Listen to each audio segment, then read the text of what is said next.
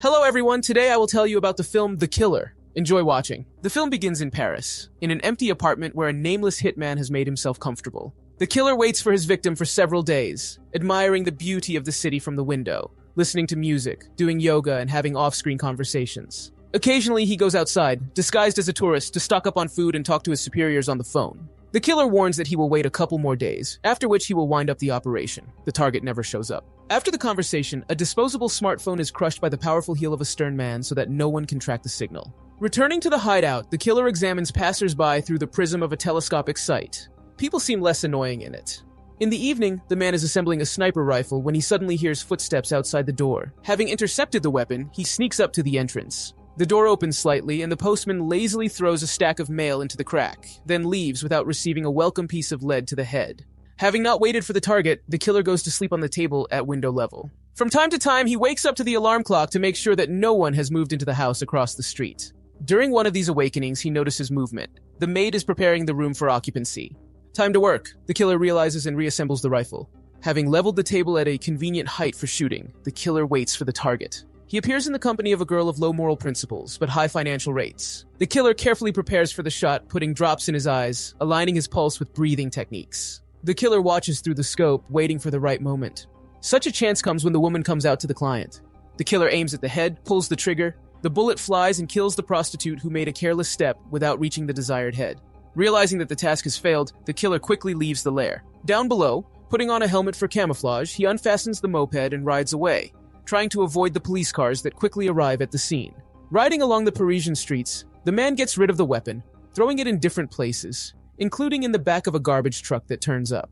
Having ridden along the narrow alleys enough, the mercenary leaves the moped and continues on foot, throwing the helmet into the river. In the nearest public toilet, he washes himself thoroughly to wash off the smell of gunpowder gases and changes into clean clothes. Then he goes to the airport, throwing the last gun into the trash can at the entrance, after spraying it with a special spray. Noticing police officers with a dog near the check-in counter, the man goes to the toilet to be on the safe side, where he washes himself thoroughly again. After checking in, he calls his boss from a disposable mobile phone to get further instructions, but there are none. Having stamped the device in the toilet, the killer waits for boarding. Already in the airplane cabin, he notices a suspicious passenger in dark glasses. Later, he sees him at customs control. A very suspicious coincidence, as if they were not on the same flight. Noticing him again in the waiting room, the killer decides to accept the offer of the overloaded company and fly out the next day in exchange for free accommodation at the hotel, and then sets up sound traps from a plate and a glass so that no one enters unnoticed. He spends the night sitting in a chair with a knife on the nightstand. Having not waited for anyone for his soul, the next day the man goes to the Dominican Republic, where he has a secret hideout on the ocean shore. Arriving at the address, he notices boot prints and a pile of cigarette butts at the entrance. Someone was sitting in ambush. Grabbing a gun from the glove compartment, the killer carefully runs to the house, fearing that the uninvited guests are still waiting for him. Inside the house, he finds traces of a struggle and bloodstains, but does not find his girlfriend. Having learned by phone that she is in intensive care, the killer runs to the hospital. The girl's brother is sitting there, telling everything he managed to learn from his sister. There were two attackers, a man and a woman. Their goal was not robbery at all. The victim managed to stab the man in the leg and run into the forest.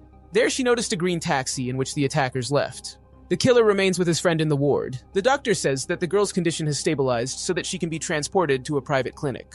The killer hands the doctor money, but she does not take it. When the girl comes to, she admits that the attackers were looking for him, but she did not tell them anything. Immediately after this, the killer turns on John Wick mode, digs up a special safe in the garden, full of all sorts of interesting things. He packs a suitcase with a bunch of fake documents, weapons, and clean clothes, and then goes hunting. Driving around the city, the killer tracks down a green taxi. The search leads to the desired taxi company, where he breaks in at night, threatening the guard with a gun. Using a computer, the killer finds out the name of the driver who took the order during the attack. Taking the folder with his case and change from the cash register to simulate a robbery, the man leaves. During the day, he sends a package to the driver to find out who exactly will pick it up from the taxi company. Noticing the guy, the killer later gets into his car under the guise of a passenger. During the ride, he takes out a gun. The taxi driver gives him his wallet, believing that this is a simple robbery, but the passenger needs information about who he brought to his home. The driver talks about a couple, an elderly woman and a muscular muscle man. Having learned everything he needs, the killer orders them to turn under an overpass, where they cold-bloodedly put a bullet in the back of the driver's head. Then he goes to the airport, from where, under yet another fictitious name, he flies to New Orleans. There, under a different name, he rents a van. In the rented van, the killer goes to one of his warehouses, where he keeps an entire arsenal and a bunch of auxiliary things, like fake license plates. The next stop on the journey is a hardware store, where he stocks up on a trash can and other tools. Dressed as a garbage man, the killer waits outside the office of his boss, Professor Hodges. He sees Secretary Dolores going to work. The killer enters the building disguised as a cleaner together with a postal service courier. In order to keep his face out of sight, he goes through the door with him. On the right floor, the killer counts how many seconds it takes for the door to Hodges' office to close. When the courier leaves, he manages to grab the door and go inside. Dolores immediately recognizes him and understands that he did not come to drink tea. The mercenary orders the boss to be tied up and to tie herself up with a zip tie in the restroom. The killer needs the contacts of the customer of the failed mission and the cleaners who tried to eliminate him. Using a pneumatic hammer for hammering nails, he destroys 2 of Hodges' laptops, where data on illegal work was stored. Then he puts 3 nails into the boss's chest, reminding him that he will soon die if he does not provide assistance. But if Hodges gives up the customer, he will help and call an ambulance. However, the boss holds on to the last, bleeding out on a carefully laid newspaper. When he takes his last breath, without saying anything, the killer drags a garbage container to remove the body. Then he goes to the restroom, where Dolores has swallowed a pack of pills, hoping to quickly kick the bucket, but miscalculated the dosage. The secretary offers him a deal. She will give him the customers and the perpetrators, and he will not hide her body. Then the children will be able to collect the insurance, which will not happen if she is listed as missing. He agrees. They go home with Dolores, where the killer rummages through the card index until he gets 3 cards with 3 names. 2 colleagues, 1 customer. Leaving the room, the killer breaks the woman's neck in front of the stairs, simulating an accident. Then he returns to the warehouse, where he methodically dismembers Hodges' body. Later, while crossing on a ferry, the man carefully throws overboard a bucket with the boss's severed fingers and extracted teeth. Without them, the corpse is much more difficult to identify. He buries the body itself in a deserted place. After spending the night in a cheap motel, the killer carefully washes away all the evidence at a self-service car wash, then returns the car to the rental company. Under a new alias, he rents another car and heads to Florida, to the first of 3 addresses. As he drives by, he sees the target exercising in the yard, training a pit bull. The killer makes a simple plan. He stocks up on ground beef, sleeping pills, and a bottle of beer at a store, then returns to the target's house. He sleeps in the car until evening, when the target's friends arrive to pick him up. After tracking them to a casino, the killer notices that the target is limping, the effect of a knife wound from his girlfriend. After waiting for the target to return, the killer follows to implement the plan. After waiting for a while, he goes to the fence, attracting the attention of the dog, to which he throws minced meat stuffed with a sleeping pill over the fence. After waiting for the dog to fall asleep, the killer goes on the job. He carefully makes his way into the house, looking for a competitor, but the latter finds him first.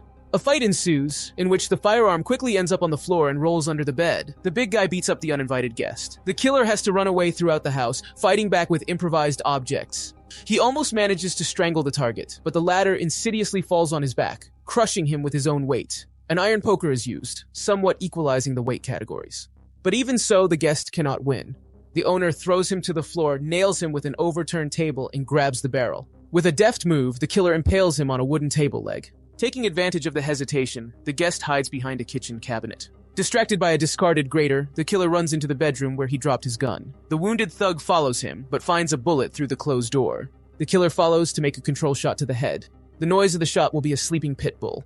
The animal rushes into the house, where, sniffing the body of the owner, understands what is happening. Not wanting to take the sin on his soul by killing a pet, the killer runs away, managing to escape at the very last moment. Having thrown a bottle of Molotov cocktail to cover his tracks, the killer gets back into the car and drives away. The next stop is New York. In the suburbs, he tracks down a woman who looks like a cotton swab. Late in the evening, she leaves the house and goes to a restaurant, not noticing the pursuer with bad intentions, even when he is level with her at a traffic light. When the victim stops at the restaurant, the killer joins her table, offering to try a lead dessert. Realizing that it is useless to try, the woman asks permission to have a last supper, which she generously dilutes with alcohol. During the process, she chats a lot, hoping to lull the silent guest into a false sense of security.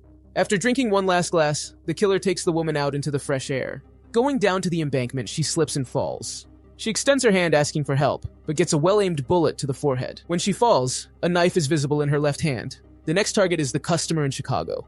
Arriving there, the killer follows a billionaire named Claiborne to choose a plan of action. The killer enters the closed parking lot of an elite residential complex when a car leaves from there to collect information about the door locks. He orders a key duplicator and then passes the billionaire driver to visually assess his physical attributes and approximate fitness level. The killer enters the target's gym and signs up for a trial membership under one of his many names. He then contacts a local arms dealer to purchase a handgun for personal use. After receiving the package, he prepares for his revenge mission. On the appointed day, the killer goes to the gym, stealing the key card from the janitor in the process. In the locker room, he overhears Claiborne talking to his personal trainer. As they leave to work out, the killer opens the billionaire's locker using the janitor's pass to retrieve the apartment's keycard and copies it onto a cheap device. After returning the key, the killer leaves the gym. That evening, after waiting for the gate to be opened for a food delivery man, the killer infiltrates the luxury apartment complex. Using the copied key, he gets to the billionaire's apartment and goes to see him. He is chatting on the phone, but seeing the armed guest, he understands that it is better to take a break. The killer accuses the old man of setting his colleagues on him after the failure in Paris, but Claiborne denies his involvement. He has never asked for such a service before and does not know how things work. According to him, Hodges himself offered to fix everything, without specifying how exactly. Since there are no personal disagreements between them, the killer for some reason decides to leave the customers alive. But he reminds them that if the billionaire sends mercenaries after him, he will return and punish him cruelly. The killer returns to the Dominican Republic, where he lives with his girlfriend, gradually getting used to his well-deserved pension.